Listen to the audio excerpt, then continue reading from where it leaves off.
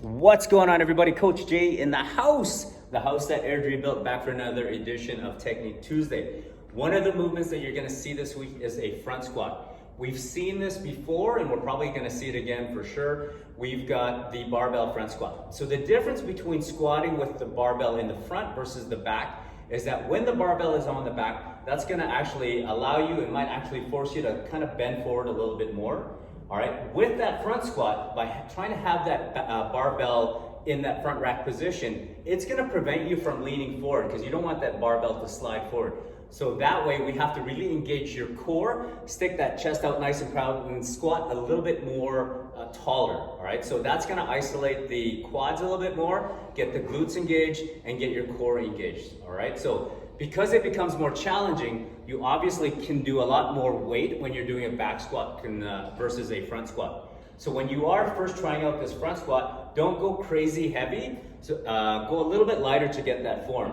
All right, so the way it's gonna look like is this. So with that barbell, you're gonna get it in that front rack position. Ideally, you wanna have your elbows parallel to the floor.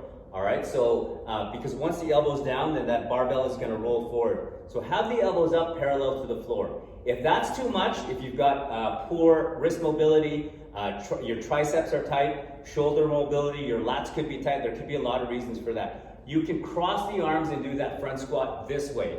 All right, so crossing the arms, holding, resting the barbell on your collarbone, okay? But again, don't have the elbows down here, have the elbows all the way up, and then you're just gonna add that squat. So same rules apply for the squat. You're gonna have your feet about shoulder width apart. Everyone's a little bit different.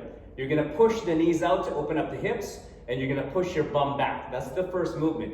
Then you're gonna squat down nice and low, and then come right back up, staying nice and tall, all right? So, couple options. So you're gonna hold that front rack up here with the elbows parallel to the floor, or with that crisscross pattern. As mentioned before, if that becomes too difficult because you are tight in the triceps, if you've got poor wrist mobility, if you've got poor shoulder mobility, your lats are tight, here's a few things that you can do to stretch it out. So for the triceps, you can stretch out the triceps this way, holding it for a few seconds, alternating arms, okay?